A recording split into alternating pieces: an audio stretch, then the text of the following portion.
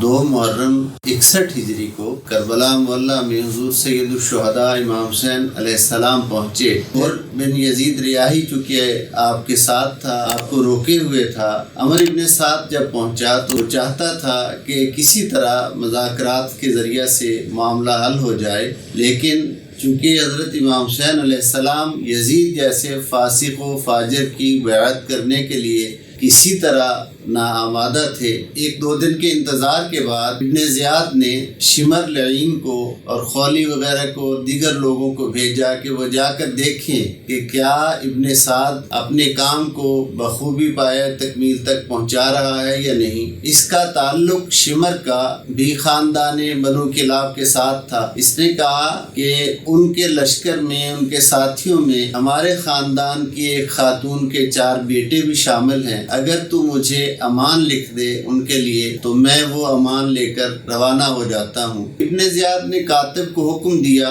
تو حضرت عباس علمدار اور آپ کے 3 بھائیوں کے نام وہ امان جو تھی وہ ابن زیاد نے لکھوا دی۔ یہ لے کر کربلا معلیٰ میں پہنچا۔ پھر 9 محرم کو اس نے آواز دی، قریب آ کر بلایا اور بلا کر حضرت عباس علمدار کو اور ان کے بھائیوں کو یہ کہا کہ امام حسین علیہ السلام چونکہ بیعت قبول نہیں کر رہے، اطاعت قبول نہیں کر رہے یزید کی، امیر کی، اس لیے ان کے ساتھ تو جو معاملہ جو ماجرا ہے وہ ہوگا ہی۔ تمہارے لیے میں امان لکھوا کر لایا ہوں اور تمہیں امان جو ہے وہ دیتا ہوں۔ جب اس نے یہ بات کی تو حضرت عباس علمدار، انہیں شہنشاہ وفا بے سبب نہیں کہا جاتا، حضرت عباس علمدار نے فرمایا کہ نواسہ رسول مقبول صلی اللہ علیہ وآلہ وسلم کے لیے اگر امان نہیں ہے تو ہم تیری اور تیرے امیر کی امان پر لعنت بھیجتے ہیں، ہمیں ایسی کسی امان کی ضرورت نہیں، ہم فرزند رسول پر قربان ہونا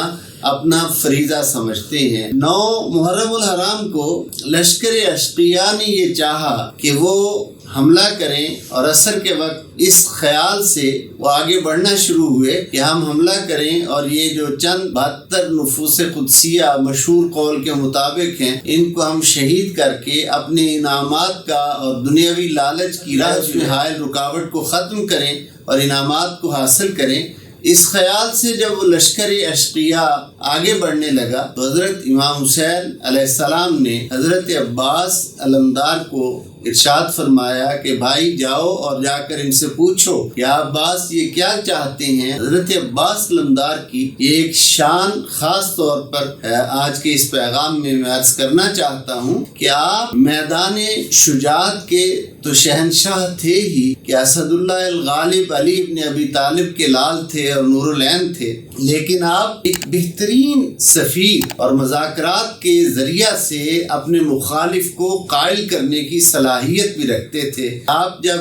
آئے اور آ کر آپ نے عمر ابن سعد سے کہا کہ تمہارا کیا ارادہ ہے تو اس نے کہا ہم چاہتے ہیں کہ ہم یہ قضیہ ختم کریں اور اپنے انعامات کی راہ ہموار کریں۔ آپ واپس آئے اور آ کر حضرت امام حسین علیہ السلام سے ان کا مدعا جو تھا وہ بیان کیا۔ سرکار سید الشہداء علیہ السلام نے فرمایا بھائی عباس جاؤ اور انہیں جا کر قائل کرو کہ آج کی رات ہم اپنے پاک پروردگار کی عبادت کرنا چاہتے ہیں، ایک رات کی مہلت ہمیں اللہ رب العزت کی عبادت کے لیے دی جائے۔ حضرت عباس علمدار کی کامیاب سفارتکاری دیکھیے کہ آپ نے جا کر اپنی گفتگو سے حضرت حبیب ابن مظاہر اور حضرت زہیر بن قین 20 شخصیات آپ کے ساتھ تھیں، جا کر جب ان سے بات چیت کی تو ان کو اس بات پر قائل کیا کہ آج کی ایک رات عبادت کے لیے خانوادہ نبوت کو دی جائے۔ یہ تو تاریخی ایک بات ہے کہ وہ لوگ پھر پیچھے ہٹ گئے۔ عمر ابن سعد نے باقاعدہ اعلان کیا تو لشکر اشقیاء پیچھے ہٹ گیا،